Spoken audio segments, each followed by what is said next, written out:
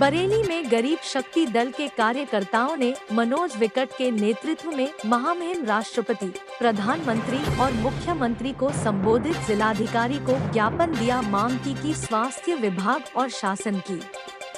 लापरवाही के चलते डेंगू और वायरल बुखार में शहीद हुए मरीजों को अभी तक कोई मुआवजा नहीं मिला है। आज हम मांग करते हैं कि डेंगू और वायरल फीवर में शहीद हुए मरीजों को 10 लाख का मुआवजा दिया जाए और डेंगू और वायरल फीवर में पीड़ितों को इलाज करने के लिए 2-2 लाख का मुआवजा दिया जाए। कहा कि बड़ी संख्या में बरेली की आबादी डेंगू और वायरल फीवर की चपेट में आ चुकी है। मनोज विकट है, गरीब शक्ति दल से हम लोग। हमारा मामला यह है, हमने अभी 4 तारीख को एक ज्ञापन दिया था।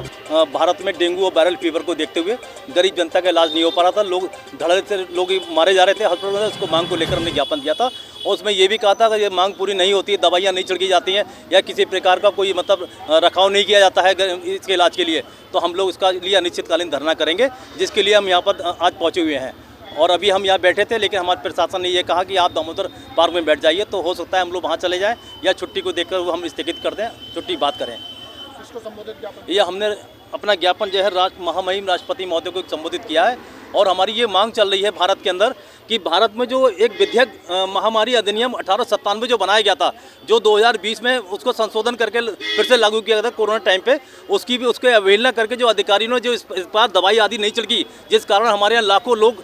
बीमार और मारे गए हैं इस संक्रमण से। हम लोग उसका विरोध करते हैं, उन अधिकारियों के खिलाफ कार्रवाई की मांग करते हैं और ये कहना चाहते हैं कि ये लापरवाही वास्तव में नगर निगम की है और मुख्य चिकित्सा अधिकारी की भी है, क्योंकि उन्होंने भी ध्यान नहीं दिया कहाँ पर हॉस्पिटल में कितने लोग भर्ती हैं और कहाँ पर मेडिकलों पर अवैध वसूली की जा रही है दवाई के नाम पर। किसी प्रकार का उन्होंने इस पर ध्यान नहीं दिया, जिसके लिए हम लोग उनकी निंदा करते हैं और ये मांग करते हैं शासन प्रशासन से कि कम से कम जो लोग मारे गए हैं इस उत्तर प्रदेश के अंदर और या देश के अंदर, तो हम प्रधानमंत्री से भी मांग कर रहे हैं कम से उन लोगों को 10-10 लाख रुपए का मुआवजा दिया जाए और जो लोग भर्ती हैं उनके लिए 2-2 लाख रुपए का, और जो मतलब जो है जो बच्चे अनाथ हुए हैं, मासूम बच्चे अनाथ हुए हैं इस संक्रमण के चलते, उनके बच्चों का शिक्षा से लेकर भरण पोषण का खर्चा राज्य सरकार और केंद्र सरकार उठाए। इसकी मांग को लेकर हम लोग यहाँ पर पहुँचे हुए हैं। दूसरी तरफ हम ये बताना चाहते हैं कि हमारे देश के प्रधानमंत्री तो बहुत वास्तव में शक्तिमान है और योगी सरकार भी, हमारे आदित्यनाथ योगी भी बहुत बड़े सनातन धर्म के पालन करने वाले हैं, बहुत अच्छे हैं, लेकिन उन्होंने भी इस ओर ध्यान नहीं दिया। बहुत शर्म की बात है, एक और गुंडा राज खत्म कर रहे हैं, दूसरी ओर आदमी मर रहा है डेंगू वायरस से, उसकी तरफ कोई ध्यान नहीं दिया गया।